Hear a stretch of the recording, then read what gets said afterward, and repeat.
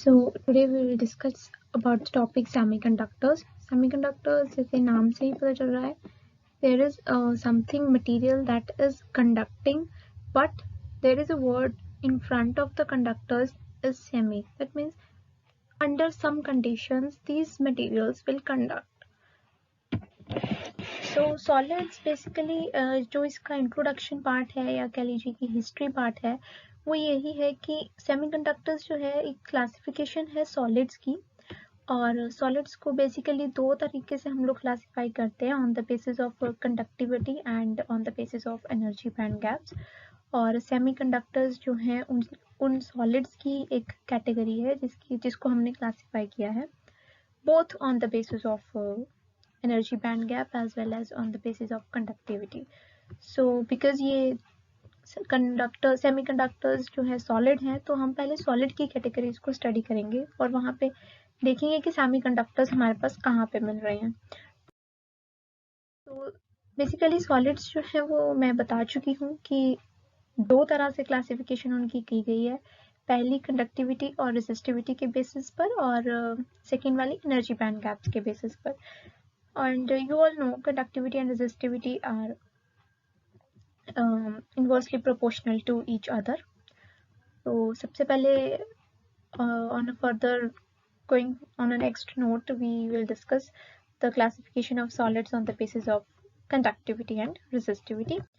So on the basis of resistivity and conductivity, the solids are classified in three categories. Number one is insulators, number two is conductors, and the third one is semiconductors.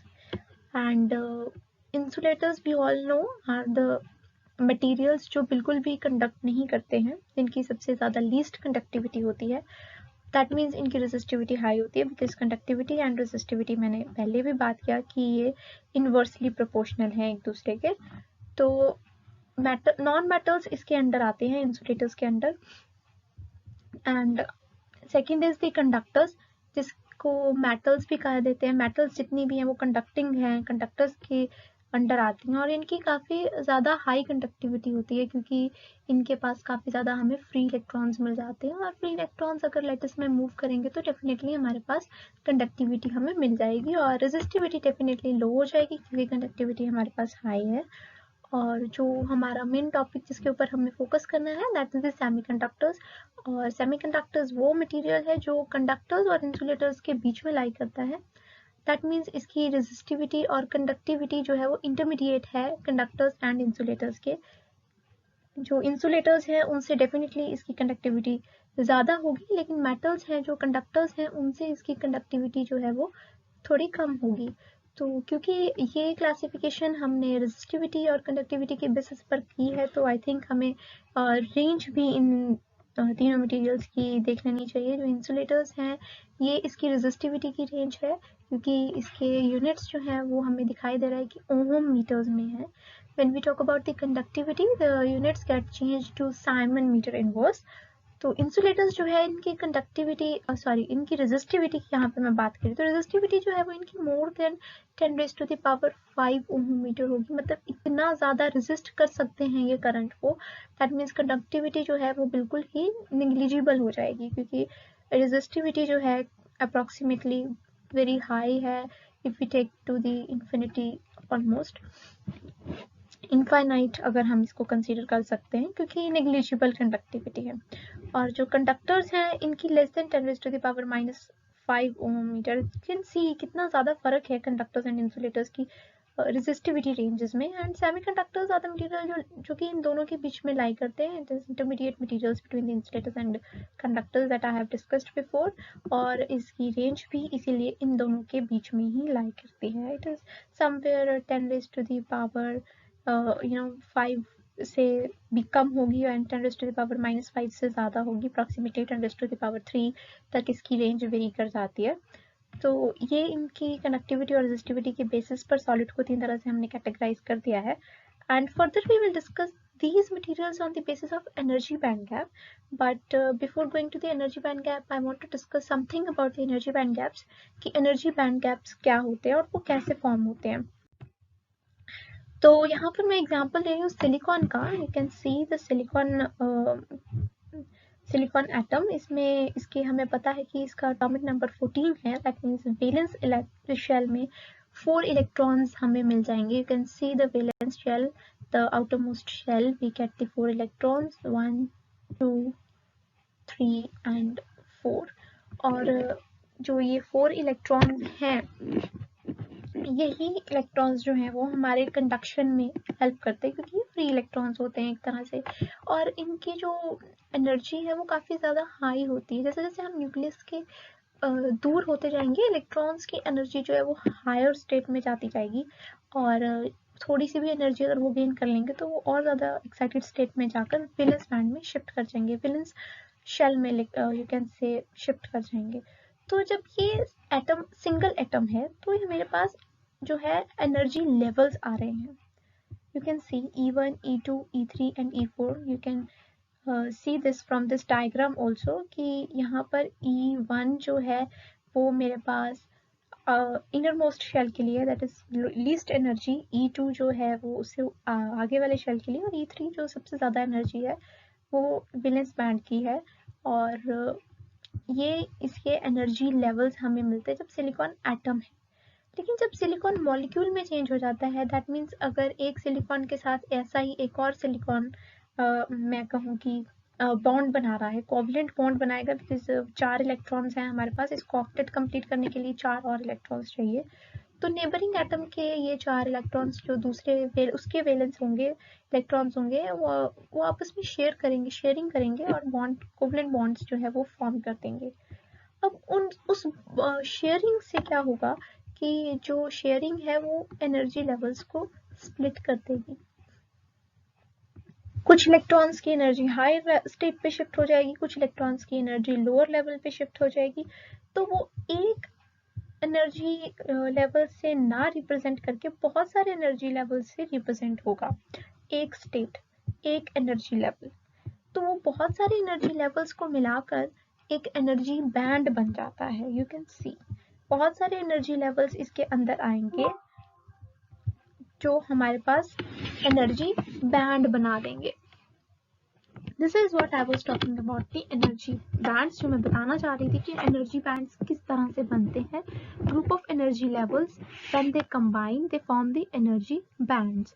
और ये नीचे लिख भी रखा है मैंने for the convenience कि atomic orbitals जो हैं वो हमारे पास एनर्जी लेवल्स बनाती हैं, और जब मॉलिक्यूलर ऑर्बिटल्स हैं, जब मॉलिक्यूल बन जाता है पूरा, तो वो हमें बैंड्स में, उसकी एनर्जी जो है वो बैंड्स में हम लोग शो करते हैं, क्योंकि उसके जो एनर्जी लेवल्स हैं वो स्प्लिट होने स्टार्ट हो जाते हैं। कुछ इलेक्ट्रॉन्स की एनर्जी ज़्यादा हो जाएगी, कुछ कम हो जाएगी, and they will form group of energy levels, and you can say that group of energy levels as a band. You can say that.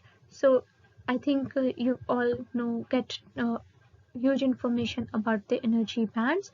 So next I'm going to explain the category of on the basis of energy bands, जिसके energy bands के behalf पे जो हमारे पास solids को हमने categorize किया है, तो solids की क्या क्या characteristics जो हैं वो energy band gap के according बनते हैं। So next I have the classification on the basis of energy band gaps that I was discussing in the previous slide. तो ये भी 3 तरह के जो हमने पहले क्लासिफिकेशन में डिस्कस किया था कि इंसुलेटर्स, सेमीकंडक्टर्स एंड कंडक्टर्स होते हैं। तो एक वैलेंस बैंड है और एक कंडक्शन बैंड है, और इन दोनों बैंड्स के बीच का जो डिफरेंस है वो बैंड गैप है। और जो इंसुलेटर्स है, बिकॉज उसमें हमारे पास जो कंडक्शन बिल्कुल भी नहीं होते, तो जितने भी इलेक्ट्रॉन्स हैं वो वैलेंस बैंड में हमारे पास रहते हैं, और कंडक्शन बैंड जो है वो एम्प्टी रहता है। और बैंड गैप जो है वो काफ़ी ज़्यादा होता है, it is about more than 3 electron volt, और ये बहुत मुश्किल है इलेक्ट्रॉन्स के लिए कि मोर देन 3 इलेक्ट्रॉन वोल्ट को वो लोग क्रॉस करें और वो कंडक्शन बैंड में जाएं और वो फ्री होकर कंडक्शन में पार्टिसिपेट करें। इसी वजह से, क्योंकि इसका बैंड गैप बहुत ज़्यादा है, इसी वजह से जो है इंसुलेटर्स जो हैं वो कंडक्शन में पार्टिसिपेट नहीं करते, इनकी कनेक्टिविटी सबसे ज़्यादा कम भी होती है। And next semiconductors, I told you कि ये इंटरमीडिएट है बिटवीन इंसुलेटर्स एंड कंडक्टर्स। तो डेफिनेटली यहाँ पे जो इनका बैंड गैप है वो कंडक्टर्स से कम होगा, लेकिन इंसुलेटर्स कंडक्टर्स से ज़्यादा होगा, लेकिन इंसुलेटर्स से कम होगा। तो इसमें जो वैलेंस बैंड है वो उसमें इलेक्ट्रॉन्स जो है वो रहेंगे और कंडक्शन बैंड जो है वो एम्प्टी रहेगा अंडर द केस जब हमारे पास टेम्परेचर जो है वो एब्सोल्यूट ज़ीरो है, यानी कि 0 केल्विन है. So I will further discuss in detail about the semiconductor case, but till on this point I want to tell you कि हाँ conduction में semiconductors participate करते हैं, कुछ electrons जो हैं वो conduction band में shift हो जाते हैं, लेकिन under some conditions. ऐसा नहीं है कि वो अपने आप से shift हो जाएंगे, energy band gap कम है तो वो खुद ही चले जाएंगे. No, it is not like that. जब हमारे it is something related to the temperature, okay? तो टेम्परेचर की वजह से ये सब कुछ होगा. एंड कंडक्टर्स में क्या होता है कि वैलेंस बैंड और कंडक्शन बैंड जो है वो ओवरलैपिंग में रहते हैं. You can see there is no energy band gap, almost 0 electron volt का एनर्जी बैंड गैप रहता है, ऑलमोस्ट ओवरलैप्ड रहते हैं. तो यहाँ पर हमारे पास जो वैलेंस इलेक्ट्रॉन्स हैं, वैलेंस बैंड के जो इलेक्ट्रॉन्स हैं या कह लीजिए वैलेंस इलेक्ट्रॉन्स हैं, वो आसानी से कंडक्शन बैंड में शिफ्ट कर जाएंगे. कंडक्शन बैंड में वो इलेक्ट्रॉन्स फ्री टू मूव है और फ्री होने की वजह से वो मूव करेंगे और उनके मोशन की वजह से हमारे पास कंडक्शन क्रिएट होगी. अब क्योंकि मैंने सेमीकंडक्टर्स में कुछ टेम्परेचर की बात करी थी, लेकिन कंडक्टर में भी मैं वो सेम बात करना चाहूँगी टेम्परेचर की. सेमीकंडक्टर्स और कंडक्टर्स टेम्परेचर के साथ थोड़ा सा उल्टा बिहेवियर शो करते हैं. जैसे ही हम टेम्परेचर को इंक्रीज करेंगे, सेमीकंडक्टर्स की जो कंडक्शन है वो डेफिनेटली इंक्रीज हो जाएगी, क्योंकि इलेक्ट्रॉन्स जो हैं उनको sufficient amount of energy temperature के इंक्रीज करने से मिल जाएगी, जिससे वो वैलेंस बैंड से कंडक्शन बैंड में चले जाएंगे, जा सकते हैं. और लेकिन कंडक्टर्स में क्या रहता है कि जब हम टेम्परेचर को इंक्रीज करते हैं तो कंडक्टिविटी जो है इसकी डिक्रीज होनी स्टार्ट हो जाती है.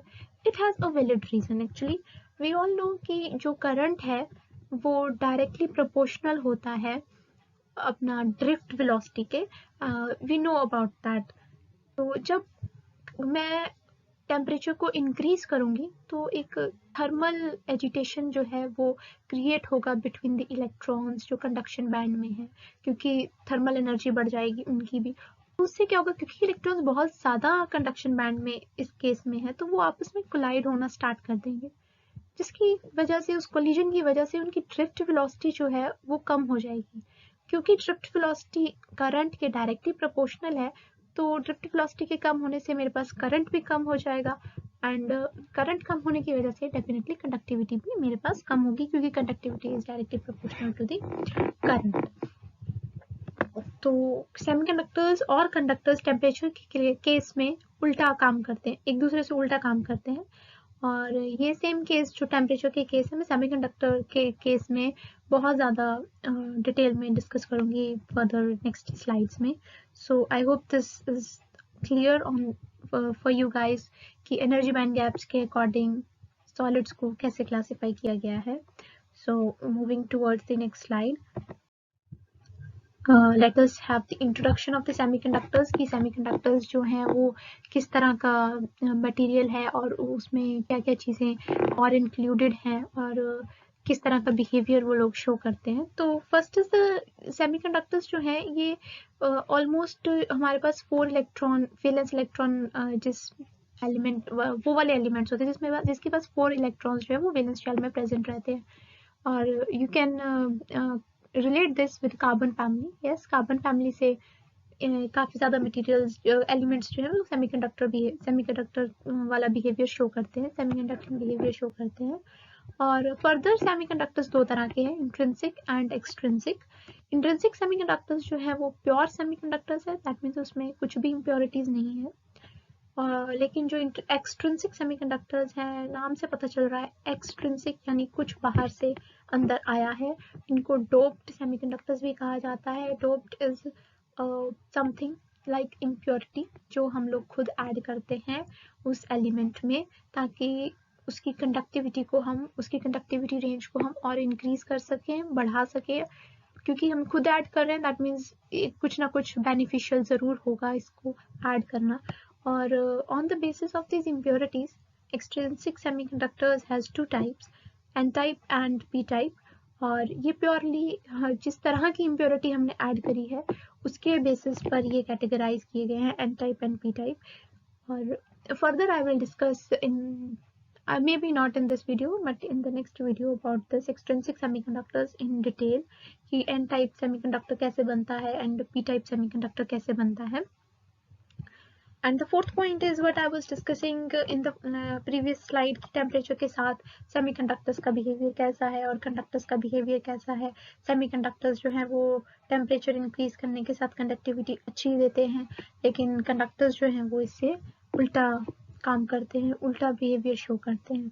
So moving towards the next slide, I will show you something, the elements, some elements that show the semiconductor behavior. This is the 4 valence electron family, carbon, silicon, germanium, and we also know about some elements that are metalloids, जो कि metal और non metal के बीच में रहते हैं, तो उनकी जो properties हैं वो intermediate होती है. आप ये metalloids को directly connect कर सकते हैं semiconductor से. Semiconductors वो हैं जो कि इंसुलेटर्स और कंडक्टर्स की इंटरमीडिएट है, और मेटलॉइड्स वो हैं जो हमारे पास वो एलिमेंट्स हैं जो मेटल्स एंड नॉन मेटल्स के इंटरमीडिएट है. और यही मेटल्स जो यही एलिमेंट्स जो हैं मेटलॉइड्स वाले, यही एलिमेंट्स जो हैं सेमीकंडक्टिंग भी कंडक्टर वाला बिहेवियर भी शो करते हैं. That is why I was talking here about the metalloids. तो ये बहुत अच्छा एक फैसिनेटिंग फैक्ट है कि सेमीकंडक्टर्स जो हैं वो मेटलॉइड्स वाली कैटेगरी है ऑलमोस्ट. तो ऑल्दो कार्बन भी सेमीकंडक्टर बिहेवियर शो करता है, लेकिन सिलिकॉन और जर्मेनियम से ज़्यादा नहीं. Silicon and germanium are the best examples for the semiconductors and metalloids also. So इस स्लाइड को दिखाने का मेरा यही मकसद था कि मैं आपको मेटल्स, नॉन मेटल्स और के बीच में जो मेटलॉइड्स हैं उनको मैं कनेक्ट कर पाऊँ आपके सेमीकंडक्टर्स के साथ. So moving on the next slide, I will discuss about the intrinsic semiconductors, that is pure semiconductors. ये जो टेम्परेचर रेंज है इसकी मैं बात कर रही थी पहले भी कि एब्सोल्यूट जीरो टेम्परेचर जो है, यानी कि 0 केल्विन वाला टेम्परेचर जो है, उस पर जो है इंट्रिंसिक सेमीकंडक्टर्स अलग तरह से बिहेव करते हैं, और उसको उन्हीं सेमीकंडक्टर्स को अगर मैं एब्सोल्यूट जीरो से रूम टेम्परेचर पर शिफ्ट कर दूं तो वो कुछ और तरह से बिहेव करते हैं. तो for this further detail, more detail, let me get the new slide for that. Yeah, from this picture very much clear कि जब टेम्परेचर हमारे पास, ये जो ऊपर वाला केस है दैट इज एब्सोल्यूट जीरो वाला केस, जब एब्सोल्यूट जीरो टेम्परेचर है यानी कि 0 केल्विन टेम्परेचर है मेरे पास, तो सिलिकॉन के जो सिलिकॉन एटम है या सिलिकॉन का जो ये जितने भी एटम्स हैं मॉलिक्यूल में, ये सब आपस में अपना ऑक्टेट कंप्लीट करके बैठे हैं, यानी कोवलेंट बॉन्ड्स बना करके बैठे हुए हैं, और चार वैलेंस इलेक्ट्रॉन्स हर एटम के पास है, और शेयरिंग करके इन्होंने अपने 8 इलेक्ट्रॉन्स जो है लास्ट अपने वैलेंस शेल में ऑक्टेट में कंप्लीट कर लिए हैं, और ये स्टेबल हैं. इनके पास कोई भी एनर्जी नहीं है क्योंकि टेम्परेचर जो है वो 0 केल्विन है, तो मैं कहूँ थर्मल एनर्जी भी नहीं है, तो ये बिल्कुल शांत बैठे हैं, इनमें कोई प्रॉब्लम नहीं है, ये कुछ भी डिस्टर्ब नहीं होना चाहते क्योंकि स्टेबल हैं. तो एट वेरी लो टेम्परेचर ये बिल्कुल कंडक्शन में कोई भाग नहीं लेंगे, कुछ भी ये हरकत नहीं करेंगे. तो इनके जो इलेक्ट्रॉन्स है क्योंकि फील्ड हैं, बॉन्ड बना रखे हैं, और बॉन्ड तोड़ने के लिए हमारे पास एनर्जी नहीं है, तो कंडक्शन बैंड में ये इलेक्ट्रॉन्स जाएंगे ही. ये जो एनर्जी बैंड गैप वाला जो हमारी एनर्जी गैप था कंडक्शन और वैलेंस बैंड का, उसको क्रॉस नहीं कर पाएंगे बिकॉज एनर्जी नहीं है. लेकिन ऑन द अदर हैंड अगर मैं थोड़ा सा टेम्परेचर रूम टेम्परेचर के ऊपर ले आऊँ इसी मॉलिक्यूल को, तो क्या होगा कि क्योंकि टेम्परेचर इंक्रीज हो गया है तो थर्मल एनर्जी एक मॉलिक्यूल में आ गई है, तो उससे क्या होगा कि कुछ एक इलेक्ट्रॉन्स जो हैं वो थर्मल एनर्जी ले लेंगे और वो अपना कोवलेंट बॉन्ड ब्रेक कर देंगे, और जो कोवलेंट बॉन्ड ब्रेक होगा वो इलेक्ट्रॉन जो है वो जंप कर जाएगा वैलेंस बैंड से कंडक्शन बैंड की तरफ, और जैसे ही वो इलेक्ट्रॉन कंडक्शन बैंड की तरफ मूव करेगा या शिफ्ट करेगा, तो वो अपनी पीछे एक डेफिशिएंसी छोड़ जाएगा इलेक्ट्रॉन की. आपने केमिस्ट्री में ये चीज़ आई थिंक बहुत क्लियरली पढ़ी होगी कि जब एक इलेक्ट्रॉन अपना प्लेस छोड़कर मूव करता है तो उसके पीछे एक वहाँ पर उसी प्लेस पर इलेक्ट्रॉन डेफिशिएंसी क्रिएट हो जाती है, और उस इलेक्ट्रॉन डेफिशिएंसी को हम होल कहते हैं, और कन्वेंशनली हम होल को पॉजिटिव लेते हैं और इलेक्ट्रॉन को तो हम नेगेटिव लेते हैं. We all know about that. लेकिन ऐसा कहा जाता है कि इंट्रिंसिक सेमीकंडक्टर्स में इलेक्ट्रॉन्स एंड होल्स दोनों पार्टिसिपेट करते हैं कंडक्शन में। तो इलेक्ट्रॉन तो it is very much clear कि वो अपना प्लेस छोड़ के चला गया है और वो कंडक्शन बैंड में मूव कर गया है, फ्रीली मूव कर सकता है और उसकी मोशन की वजह से करंट आएगा या कंडक्टिविटी आएगी। But what about the hole? How this hole helps in the increasing of conductivity? What is happening actually कि जब यहाँ पर होल बन जाएगा यानी इलेक्ट्रॉन की डेफिशिएंसी हो जाएगी, तो ये वाला जो सिलिकॉन एटम जो कि पहले भरा हुआ था, जिसका ऑक्टेट जो स्टेबल था, वो दोबारा स्टेबिलिटी को अटेन करने की कोशिश करेगा। तो ये अब अपने नेबरिंग में कोई लूजली बाउंड इलेक्ट्रॉन ढूंढना शुरू कर देगा जो कि लूजली बाउंड हो। तो जो भी इलेक्ट्रॉन लूजली बाउंड होगा, ये उस लूजली बाउंड इलेक्ट्रॉन को अपनी तरफ अट्रैक्ट कर लेगा एंड वो जैसे ही अट्रैक्ट करेगा वैसे ही वो इलेक्ट्रॉन जो है वो इस होल में आकर जो है इम्बेड हो जाएगा, इस होल को खत्म कर देगा और जहां से वो आया होगा वहां पर इलेक्ट्रॉन डेफिशिएंसी छोड़ आएगा, यानी वहां पर होल छोड़ आएगा। इस क्योंकि ये भी इलेक्ट्रॉन मूव कर रहा है, बिकॉज हमने पढ़ा है कि इलेक्ट्रॉन जब मूव करता है तो वो कंडक्शन में पार्टिसिपेट करता ही है, वो चाहे इनसाइड द क्रिस्टल मूव करे, outside the crystal outside the valence band move करे। तो क्योंकि यहाँ पर भी इलेक्ट्रॉन मूव हो रहा है तो इसलिए कंडक्टिविटी तो डेफिनेटली आएगी। और इस जो ये कंडक्टिविटी है या ये जो करंट आ रहा है, इसको हम होल करंट कह देते हैं, होल कंडक्शन भी कह देते हैं। तो इस तरह से होल्स जो हैं वो कंडक्टिविटी में पार्टिसिपेट कर रहे हैं। एक जगह से दूसरी जगह होल मूव कर रहा है, क्योंकि होल मूव जहां होल मूव कर रहा है वहां से इलेक्ट्रॉन जो है वो भी मूव कर रहा है। तो motion of this electron, dynamics of this electron inside the crystal due to the thermal energy and dynamics of the hole, because of all that also contributing their effect to the conductivity। और ये हम लोग बहुत ज़्यादा clear हैं इस concept से कि जितने इलेक्ट्रॉन्स हमारे पास कंसंट्रेशन है, जितने इलेक्ट्रॉन्स की कंडक्शन बैंड में, उतनी ही कंसंट्रेशन मेरे पास होल्स की बनेगी नीचे वैलेंस बैंड में। अगर एक इलेक्ट्रॉन मेरे पास कोवलेंट बॉन्ड को तोड़कर कंडक्शन वैलेंस बैंड से कंडक्शन बैंड की तरफ किया है तो डेफिनेटली वो पीछे एक ही होल छोड़कर जाएगा और वही होल पूरे क्रिस्टल में मूव करेगा। तो जो नंबर ऑफ इलेक्ट्रॉन्स है, कंसंट्रेशन ऑफ इलेक्ट्रॉन्स है, वो equal to concentration of holes होती है इस केस में। और इस को हम नया नाम दे देते हैं Ni, that is intrinsic concentration. और ये बहुत इम्पोर्टेंट फैक्ट है कि नंबर ऑफ होल्स जो है वो नंबर ऑफ इलेक्ट्रॉन्स के इक्वल होते हैं इंट्रिंसिक सेमीकंडक्टर में। और ये हमेशा पेयर्स में ही जनरेट होंगे, इलेक्ट्रॉन्स और होल्स जो है वो आपस में पेयर बनाएंगे और ये पेयर्स में ही जनरेट होंगे। और ये जनरेशन इसलिए हो रही है क्योंकि हमें थर्मल एनर्जी मिल रही है, टेम्परेचर जो है वो रूम टेम्परेचर है, थोड़ी सी थर्मल एजिटेशंस जो है वो हमें यहाँ पे मिल जाती है और उसी की वजह से ये सब चीज़ें हमारे पास अकर हो रही हैं। तो नेक्स्ट मैं इसको एनर्जी बैंड जो डायग्राम है उसके बिहाफ पर भी एक्सप्लेन करूंगी कि जब 0 केल्विन टेम्परेचर है तब सभी इलेक्ट्रॉन्स जो है वो वैलेंस बैंड में बैठे हैं और कोई भी अपना बॉन्ड तोड़कर कंडक्शन बैंड में जाने का प्रयास नहीं कर रहा क्योंकि उनके ऑक्टेट्स कंप्लीट हैं। तो वैलेंस बैंड फुल है और कंडक्शन बैंड जो है वो एम्प्टी है एट एब्सोल्यूट 0 टेम्परेचर। और ये एग्जैक्टली इंसुलेटर्स की तरह बिहेव करेगा। एनर्जी बैंड गैप चाहे कम है लेकिन कोई भी इलेक्ट्रॉन कंडक्शन बैंड में नहीं और किसी भी केस में जाना भी नहीं चाहता। तो ये एक तरह से प्योर कंडक्टर की तरह, सॉरी प्योर इंसुलेटर की तरह बिहेव करेगा जो एट एब्सोल्यूट 0 टेम्परेचर पे सेमीकंडक्टर है। लेकिन ऑन द सेम हैंड अगर मैं रूम टेम्परेचर पे आऊँ तो सेमीकंडक्टर्स जो है वो कंडक्टर बिहेवियर शो करेंगे, कंडक्टर की तरह वाला बिहेवियर शो करेंगे। जितने यहाँ पे इलेक्ट्रॉन्स हैं वो कुछ एक इलेक्ट्रॉन्स एनर्जी गेन कर देंगे और वो कंडक्शन बैंड में चले जाएंगे वैलेंस बैंड से। तो वो जो स्मॉल एनर्जी गैप था उसको वो लोग ओवरकम कर देंगे। और you can C from the figure also कि जितने इलेक्ट्रॉन्स कंडक्शन बैंड में हैं उतने ही होल्स मेरे पास वैलेंस बैंड में बने हैं।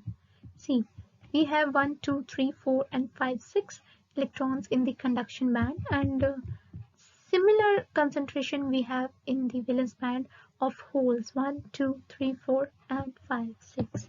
तो जितने इलेक्ट्रॉन्स ऊपर के उतने वो इलेक्ट्रॉन्स अपनी डेफिशिएंसी पीछे छोड़ गए हैं और उन डेफिशिएंसीज को हमने होल्स का नाम दिया है। तो इसलिए मैं कह रही थी कि कंसंट्रेशन ऑफ इलेक्ट्रॉन्स जो हैं वो कंसंट्रेशन ऑफ होल्स के इक्वल होंगे।